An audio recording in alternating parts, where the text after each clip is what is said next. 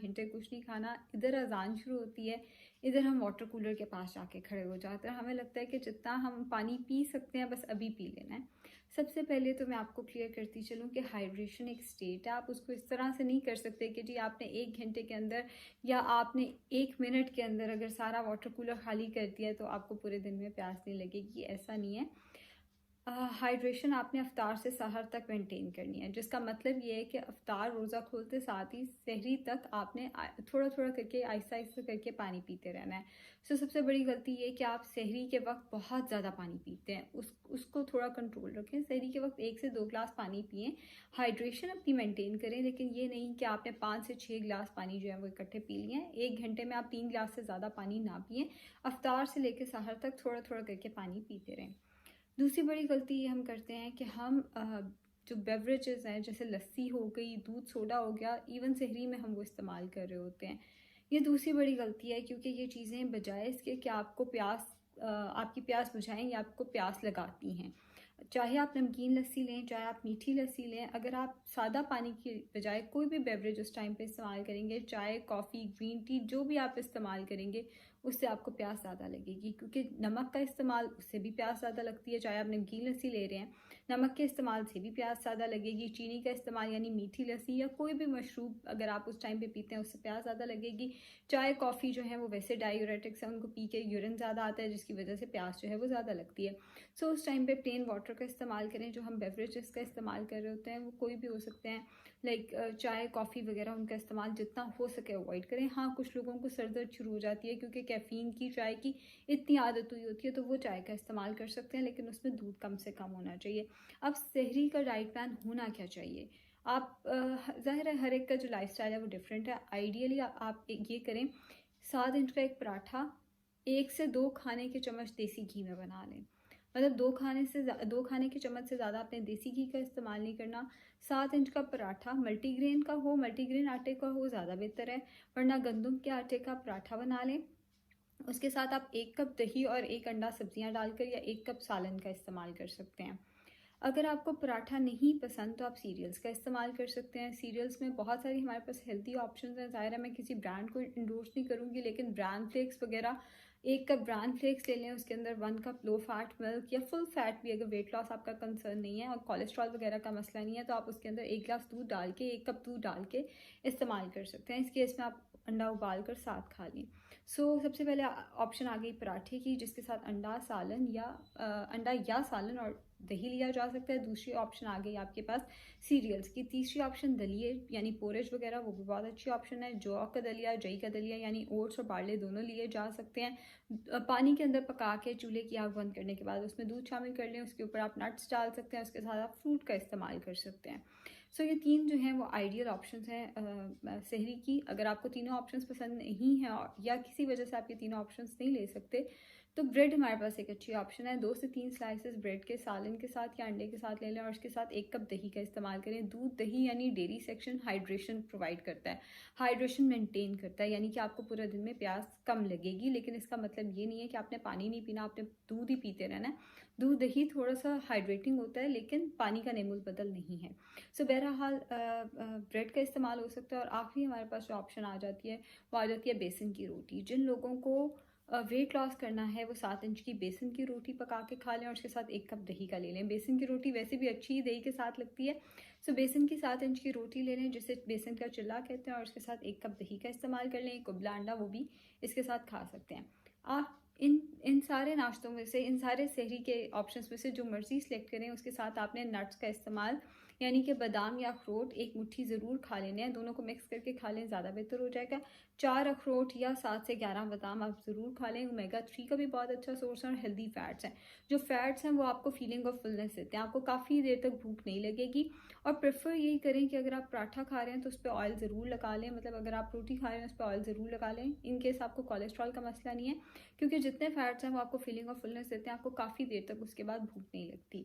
अगर आप कोई ड्रिंक ले रहे हैं उसके अंदर चिया सीड्स इलायची या तुख मलंगा थोड़ा सा ऐड कर दें, लाइक 1/4 टीस्पून आप पहले ही भिगो के रखते हैं पानी में, और जब वो फूल जाए तो उसका आप इस्तेमाल कर लें। ये भी आपको काफ़ी देर तक फीलिंग ऑफ फुलनेस देगा और आपको भूख नहीं लगेगी। अब जिन लोगों को चाय की या कॉफ़ी की आदत है वो इसके साथ फिर चाय कॉफ़ी पी सकते हैं, लेकिन उसमें दूध कम से कम, शक्कर के बगैर चाय कॉफ़ी पिएँ, ताकि जितनी आप शक्कर ऐड करेंगे, जितनी चीनी, जितना शहद ऐड करेंगे, आपको उतनी प्यास जो है वो बाद में लगेगी। ये जो चीनी और शहद वगैरह वाली ऑप्शन हैं ये हम अफ्तार के लिए बचा के रख सकते हैं। अब आ जाती है अफ्तार की बारी। सुन्नत भी यही है और तरीका भी यही है कि अफ्तार जो है वो 2 खजूरों के साथ किया जाए। खजूरें फाइबर का बहुत अच्छा सोर्स हैं, आपको इंस्टेंट एनर्जी भी देंगे और कॉन्स्टिपेशन से भी बचाएंगे, और जो पूरा दिन रोज़ा रख के सर में दर्द शुरू हो जाती है क्योंकि एनर्जी लेवल हो रहा होता है, उसके अगेंस्ट भी आपको हेल्प करेंगे। सो 2 खजूरों के साथ रोज़ा अफ्तार करें, उसके साथ 1 कप के अंदर जितना फल आता है आप उसका इस्तेमाल कर सकते हैं। सो बहरहाल 2 खजूरें, 2 फल या 1 कप के अंदर जितना फल आता है वो हो गया। उसके साथ चना चाट या दही भल्ले, दोनों में से कोई एक चीज़ इस्तेमाल करनी है, दोनों चीज़ें नहीं इस्तेमाल करनी, वरना वही कि ओवर ईटिंग हो जाएगी। सो चना चाट या दही भल्लों में से कोई एक ऑप्शन ले लें। उसके साथ आप 1 रोटी, 1 कप सालन और साथ में ज़्यादा सारा सलाद। अब हम गलती क्या करते हैं, आप में से कभी किसी ने, मेरा नहीं ख्याल, कि रमज़ान में सलाद खाया होगा। हम लोगों का सारा जोर जो होता है वो पकौड़ों समोसों पे होता है, सब्जियों का हम इस्तेमाल करते नहीं हैं। जब सब्जियों का इस्तेमाल नहीं करेंगे, कॉन्स्टिपेशन का मसला, उससे रिलेटेड सारे मसले मसाइल फिर आपके शुरू हो जाएंगे। सो बहरहाल आप ये कर सकते हैं कि आपने खजूर खाई, उसके साथ थोड़ा सा फ्रूट लिया और उसके साथ आपने चना चाट या दही भल्लों में से कोई एक चीज़ ली, नमाज़ पढ़ी और नमाज के बाद पूरा प्रॉपर मील ले लिया। कुछ लोग बीच में ब्रेक लेना पसंद करते हैं, यानी कि वो मगरिब की नमाज से पहले अफ्तार करते हैं और इशा की नमाज के बाद वो डिनर करते हैं। आप ऐसा भी कर सकते हैं। दोनों केसेस में आपने यही करना है कि आपने खजूर, फ्रूट और चना चाट या दही भल्ले पहले ले लिया, अफ्तार के टाइम पे ले लिया, और डिनर जो है वो आपने बाद में कर लिया, जिसमें 1 कप सलाद, 7 इंच की 1 रोटी और 1 कप सालन जो है वो आ जाएगा। अगर आपने चावल खाने हैं तो आप 10 से 12 या 12 से 15 टेबल स्पून तक चावल ले लें, और साथ ज़्यादा सारी प्रोटीन यानी कि गोश्त या दाल का इस्तेमाल। वेट लॉस कंसर्न नहीं है तो आप दाल का इस्तेमाल कर सकते हैं, वेट लॉस कंसर्न है तो गोश्त का इस्तेमाल करें, और ज़्यादा सारा सलाद जो है वो आप साथ डालें। फल का इस्तेमाल नहीं छोड़ना, सब्जियों का इस्तेमाल नहीं छोड़ना, क्योंकि अगर आप फल सब्जियों का इस्तेमाल नहीं करेंगे, फ्राइड चीज़ों का इस्तेमाल ज़्यादा करेंगे, जैसा कि हमारे यहाँ होता है, इधर अफ्तार का टाइम शुरू होता है, इधर हम लोग सारा का सारा फ्राइड आइटम्स जो हैं वो सारे के सारे अपने दस्तरखान पे रख लेते हैं। ये गलती नहीं करनी। अगर आपको समोसे पसंद है, मैं आपको मना नहीं करूँगी, समोसों को रिप्लेस करें आप पकौड़ों के साथ। अब पकौड़े आपने खाने हैं पालक के या बैंगन के, यानी कि सब्जी के पकौड़े खाने, आलू के पकौड़े नहीं खाने। तो बैंगन के या पालक के पकौड़े आप खा सकते हैं, क्योंकि बेसन ज़्यादा ऑयल एब्जॉर्ब करता है, जो पालक है या जो बैंगन है वो कम ऑयल एब्जॉर्ब करते हैं। ज़ाहिर है बेसन तो डलेगा, अगर आप पकौड़ा खा रहे हैं तो बेसन तो डलेगा ही डलेगा, लेकिन जो ऑयल है बेसन ज़्यादा एब्जॉर्ब करेगा, इसलिए आप सब्जी का पकौड़ा बना लें, उस पर बेसन कम लगेगा। और चिपटे पकौड़े पकाएं।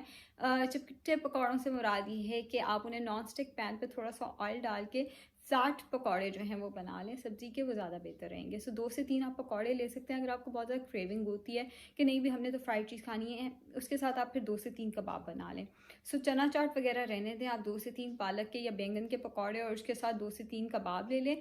नमाज़ पढ़ें, नमाज के बाद अपना डिनर कर लें, जिसमें आपका ज़ाहिर है सलाद आ जाएगा, रोटी चावल वगैरह जो हैं वो आपके ऑप्शंस आ जाएंगे। आप इसके साथ ड्रिंक क्या रखनी है, हम लोग जो यूजुअली ड्रिंक्स को चूज़ करते हैं वो या तो शरबत होते हैं कोई ना कोई, या हम कोई अनहेल्दी चीज़, दूध, सोडे वगैरह ऐसी चीज़ों को प्रेफर करते हैं। और कई लोग तो रोज़ा भी बोतलों के साथ खोल रहे होते हैं, ये गलती नहीं करनी। आजकल बहुत सारे हेल्दी फ्रूट्स अवेलेबल हैं। सेब सबसे अच्छी ऑप्शन है, आप सेब का स्लश बना सकते हैं। सेब का स्लश बनाने से क्या मुराद है, सेब का छिलका उतारें, थोड़ी सी आइस डालें, उसके अंदर थोड़ा सा सेब डालें और उसको पानी के साथ ब्लेंड करके थोड़ा सा शहद डाल के उसका स्लश बना के ले लें। वो आपको पसंद नहीं है तो तरबूज को भी आप इसी तरह पानी के साथ या इवन पानी के बगैर, आप तरबूज के अंदर तो अपना पानी इतना ज़्यादा होता है, आप उसको बस ब्लेंड कर दें ग्राइंडर में डाल के, थोड़ा सा उसमें शहद डाल दें, वो बड़ा अच्छा, और बीज समेत वो बड़ा अच्छा जो है वो ड्रिंक आपका तैयार हो जाएगा। अगर आपके पास, आपको ये ऑप्शन भी पसंद नहीं है तो स्ट्रॉबेरीज़ बहुत अच्छी ऑप्शन है आपके पास। अगर फ्रीज़र में फ्रोज़न स्ट्रॉबेरीज़ पड़ी हैं, आपने वो डालनी है ग्राइंडर में,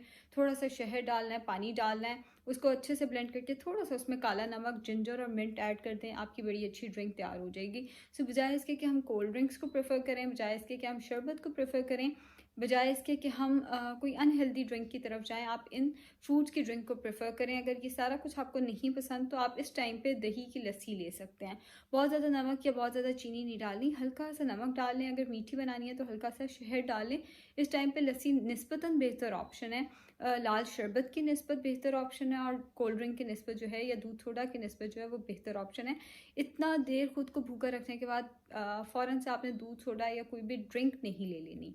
सो बहरहाल ड्रिंक हो गई, खजूरें हो गई, फ्रूट हो गया, और साथ में पकौड़े या कबाब, पकौड़े और कबाब या चना चाट या दही भल्ले, ये आपके पास ऑप्शंस हो गए। उसके बाद आपका डिनर आ जाएगा।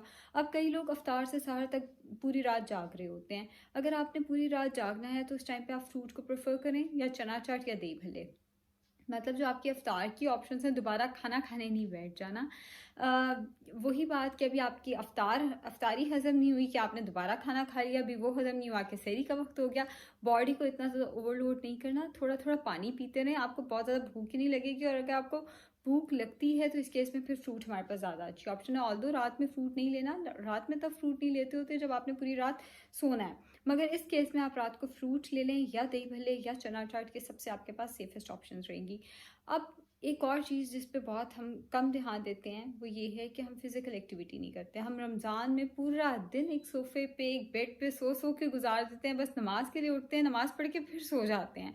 ये गलती नहीं करनी। हो सके तो अफ्तार से बिल्कुल पहले वॉक करें। उस टाइम पे सबसे अच्छी आपकी जो वॉक है वो उस टाइम पे होगी।